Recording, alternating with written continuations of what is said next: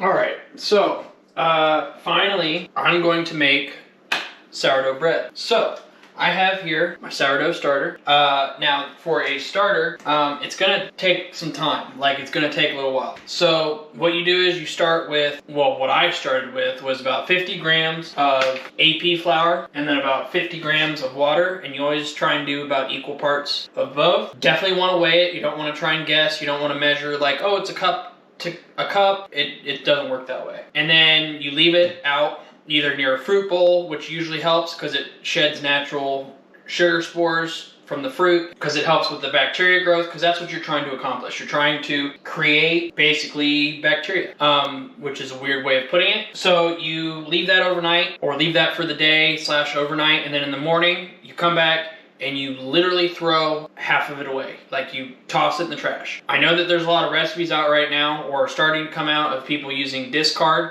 which is what you're doing, as different recipes. You don't want to do that for the first couple of days. Actually, you don't want to do that until your starter has formed, because it's not going to taste very good and it's not going to do much of anything anyway. That is about a week to a week and a half, possibly even 2-week process. And all you're doing is each time you're throwing half of it away, filling it back up. And I now do 100 grams of flour to 90 grams of water, because I want mine to be a little thicker, and it was starting to get kind of soupy, and I didn't like that, but it gives it some strength, and I found that it does really well that way. Then eventually it'll almost smell like apple cider vinegar, which is a weird way of putting it.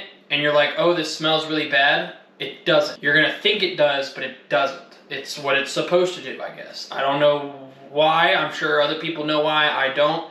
It is what it is. But it's not gonna smell like yeast. It's not gonna smell like bread right away. It's gonna smell like apple cider vinegar, which is just a weird concept. But that means it's doing its job. The other thing is to keep an eye on is if it starts to smell like nail polish remover, which again, it's doing something.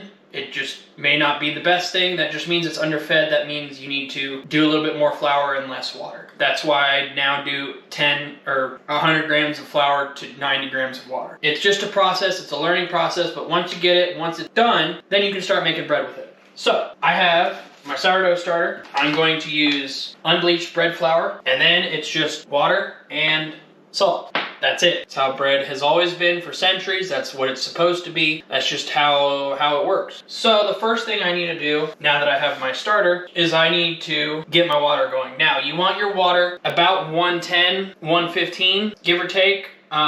This will help form it. This will help not kill the bacteria that's in the starter. It'll give it something to work with. Most people suggest using distilled water. That's probably the best way to do it. But honestly, by heating up your water first, that helps a lot too. Otherwise, you can get an old milk jug, clean it really, really well, let it air dry, and then fill it up with water from your sink, and then leave the cap off of it and just let it sit overnight, and the vapors will, I guess, come out, if that makes sense, and you'll have fresh water. All right, so my water's hot, well, warm. Like I said, you want it to be, I usually go a couple of degrees higher, like 120, so that by the time I add everything, it's already cooled down enough, and it's usually about 115, 110, which is what you want. It will help make everything pliable. It'll work easier, and it won't destroy your starter. But we're gonna do 350 grams of water. Okay, then next I want to do 100 grams of my starter, and it should float. That's what you want. You want it to float before you mix it in. All right, and then you can use a fork or a whisk to break this up and mix it. And it doesn't need to be completely broken down. You just want it thoroughly mixed, that's all. Okay, then we're gonna do 500 grams of bread flour. Okay, there's 500. Then we're gonna mix this. And it's not gonna be perfect. You don't want it to be. You want it to be kind of sticky. And to keep it from sticking to your hands when you mix it, put a little bit of water on your, but there's that. Okay, now we're gonna take a damp cloth, or you can even use plastic wrap if you have it. But now we're gonna cover this up, and I like to put a rubber band around it, tight.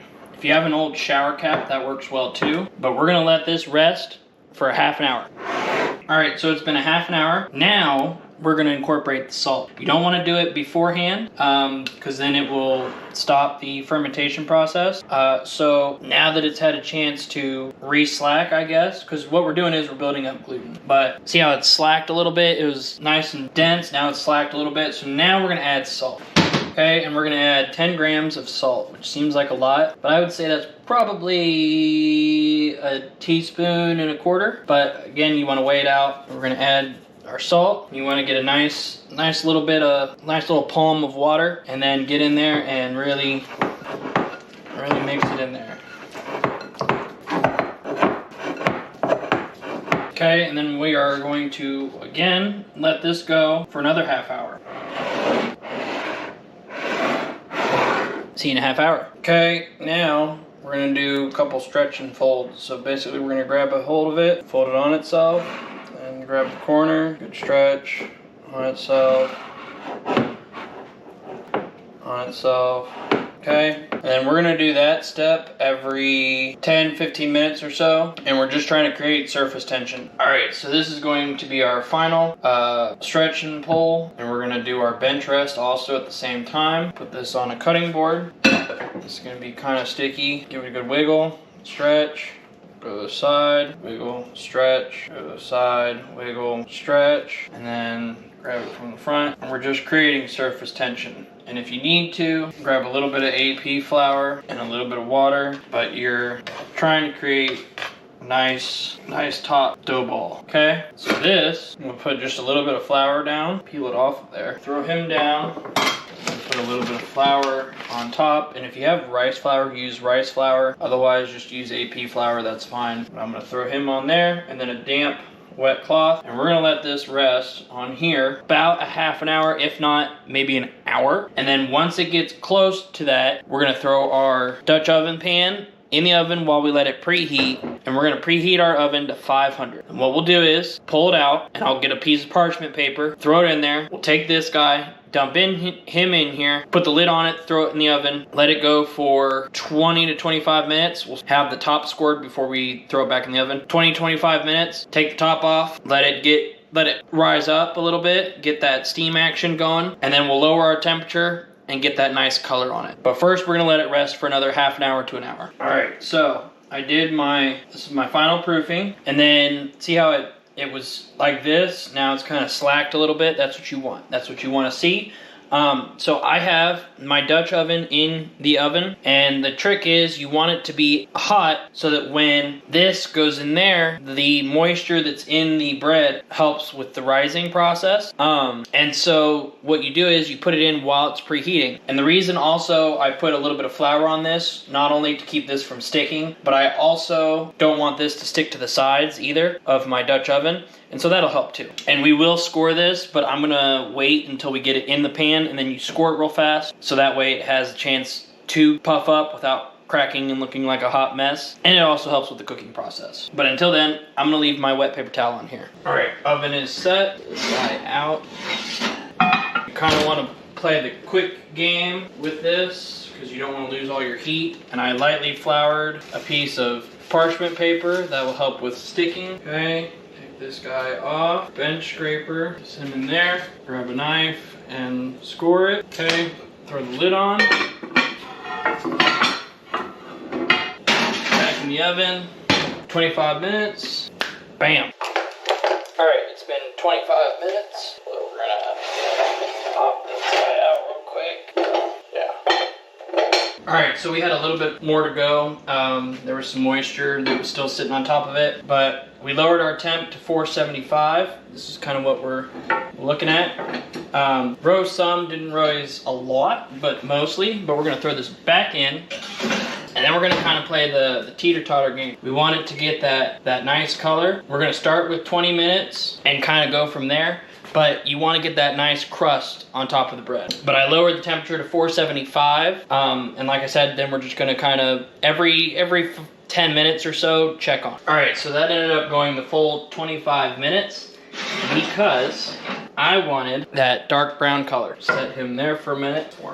So now I want to let this cool for at least a half an hour. It will continue to cook a little bit, and sometimes you can actually hear it crackle. And if I can get it out, maybe it'll start crackling. It's gonna be a very dense loaf, very hot loaf. All right, and there you have very dense sourdough loaf, very hot. But like I said, I want to let this cool for at least a half an hour, and then I'll be able to cut into it and give it a shot. You can actually hear it crackle, and it's kind of a cool side note, but this thing really holds heat, I tell you what. All right, so this is not like my most puffiest of loaves. It's still not bad, but it's still got that hollow sound that I'm looking for, and it will still work. It'll still make a good sandwich bread, but I'm gonna go ahead and cut a piece off and try this.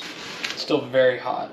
Like, very hot. I mean, we got some holes. Like, we got what we were looking for. It just didn't rise very well, but that's okay. Well, let's give this a shot.